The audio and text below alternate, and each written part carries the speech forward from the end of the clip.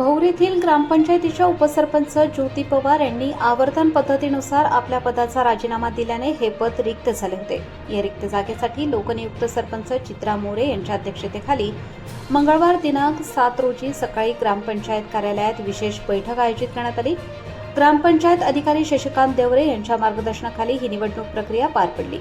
उपसरपंच पदाकरिता नामनिर्देशन अर्ज सादर करण्याच्या विहित कालावधीत काशीनाथ पवार यांचा एकमेव अर्ज दाखल झाल्याने व तो छाननीमध्ये कायम झाल्यानंतर उपसरपंचपदी काशीनाथ पवार यांची बिनविरोध निवड झाल्याची घोषणा करण्यात आली। यावेळी कार्यकर्त्यांनी फटाके फोडून गुलालाची उधळण करीत आनंदोत्सव साजरा केला।